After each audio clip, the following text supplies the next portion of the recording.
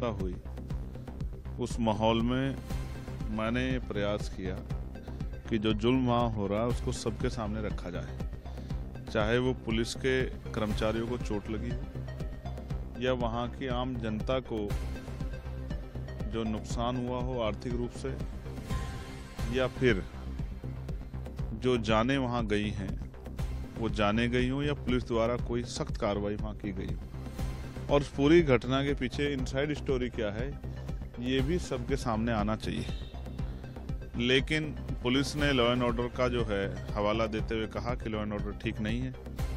अब ये दो तरफा बयान है, वहाँ के डिस्ट्रिक्ट मजिस्ट्रेट कह रहे हैं कि लॉ एंड ऑर्डर ठीक नहीं है और बड़े अधिकारी कह रहे हैं कि लॉ एंड ऑर्डर अब वहाँ ठीक है। तो हमारा ये प्रयास है, ये विषय राजनीति से ऊपर उठ के है, सब लोगों को मिलके ये जो सरकार द्वारा जुल्म किया गया है इसके खिलाफ मजबूती से आवाज उठानी चाहिए। हम अपनी कर्तव्य का निर्वहन कर रहे हैं और जिस तरह से मैंने कल एक इंटरव्यू जो है भारत के एक सीनियर वकील का सुना और उस इंटरव्यू में जिस तरह मैंने पूर्व चीफ जस्टिस के विषय में जो सुना वो सुन के बड़ा तकलीफ हुई कि हम किसको क्या समझते हैं और वो क्या निकलता है। अगर न्यायपालिका में सरकार का हस्तक्षेप हो जाएगा तो फिर विपक्ष को या आम जनता को न्याय मिलना संभव नहीं है। मैं इस समय पीड़ा महसूस कर रहा हूं कि आज आजाद भारत की ओर जा रहा है। इसमें धार्मिक अल्पसंख्यकों पे, उनमें भी मुसलमानों पे और जैनों पे, सिखों पे जिस तरह का जुल्म हो रहा है, बौद्धों पे जिस तरह का जुल्म हो रहा है वो किसी से छिपा हुआ नहीं है। और वहीं दूसरी तरफ महिलाओं पे जिस तरह की हिंसा हो रही है, महिलाओं में भी दलित, पिछड़े, आदिवासी समाज की महिलाओं पे जो हिंसा हो रही है वो भी किसी से छिपा हुआ नहीं है। और ये सब सरकार की जानकारी में हो रहा है और सरकार इस पर कोई अच्छा ठोस कदम नहीं उठा पा रही। ये सरकार का फेलियर है, सरकार को इस ओर ध्यान देना चाहिए। लेकिन सवाल ये है कि जब परिस्थिति वहाँ पर खराब है, पुलिस इसी ये कह रही है कि वहाँ मत जाइए, तो ऐसे में जाना क्या जरूरी है? परिस्थिति खराब किसने की? सरकार के लोगों ने, एडमिनिस्ट्रेशन, पुलिस ने या विपक्ष के लोगों ने? मेरा ये कहना है हम तो अपनी जिम्मेदारी को अदा कर रहे हैं। हमारा कर्तव्य है कि वहाँ जाके उनका मनोबल बढ़ाएं और वहाँ जो जुल्म हो रहा है उसको रोकने की आवाज़ उठाएं।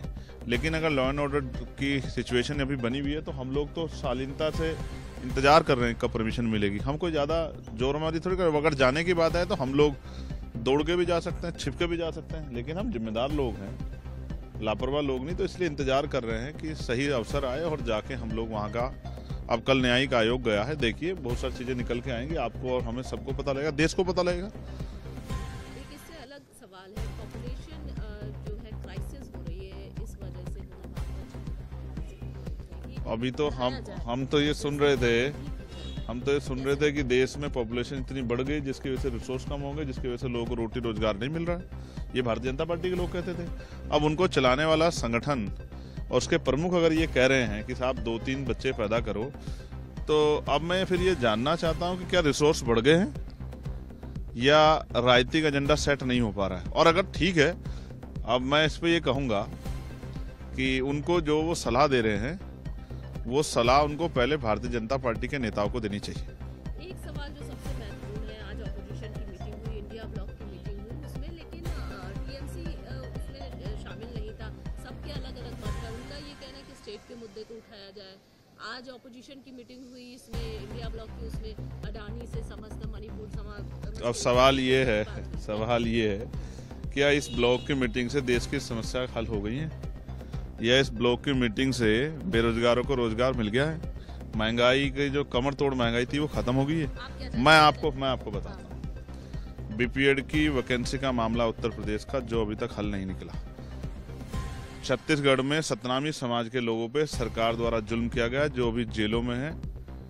250 से ज्यादा लोग पकड़े हुए हैं, अभी तक उनकी रिहाई नहीं हुई और ना सरकार ने आयोग बना के, अभी तक उनका आयोग चल रहा है, जांच हो रही, कोई कार्रवाई अभी तक नहीं हुई। ऐसे बहुत से 49 शिक्षक भर्ती का इशू अभी उत्तर प्रदेश का चल रहा है। बिजली के विषय मैंने आपको बताया था, जिस तरह उसका निजीकरण किया जा रहा है। और भी ऐसे कई विषय हैं जिन विषयों पे, चाहे आंगनबाड़ी बहनों की सहायक जो है उनकी सहायिकाओं की वेतन वृद्धि का मामला हो, जिस पे हम लोग चर्चा कराना चाहते हैं, लेकिन हाउस चलेगा तभी चर्चा होगी। इसलिए मैं विपक्ष के साथियों से भी मांग करता हूं कि वो हाउस चलने में मदद कराएं। और मैं सरकार से भी कहता हूं कि सरकार के जो कर्मचारी हैं, सरकार के जो हमारे नेतागण हैं, वो जवाब देने की स्थिति में रहें। जवाब से भागने से काम नहीं चलेगा, जवाब तो देना पड़ेगा। और मैं माननीय जो हमारे लोकसभा अध्यक्ष हैं उनसे आग्रह करता हूं कि वो रास्ता निकालें कि सरकार जवाब भी दे और जनता के हितों पे सवाल भी खड़े हो और जनता के हितों पे जवाब भी। आपको पता है, यहीं गाजियाबाद में वकीलों पे लाठीचार्ज हुआ था जज साहब के आदेश पे। सब लोग त्राहिमाम है और सब लोग उम्मीद कर रहे हैं पार्लियामेंट चलेगा और उनके विषयों पर चर्चा होगी, लेकिन वो इसलिए नहीं हो पा रही, हाउस नहीं चल रहा। इसलिए मैं लोकसभा अध्यक्ष से मांग करता हूं और विपक्ष के साथ कि हाउस चलवाएं और सरकार जवाब दे और जनता के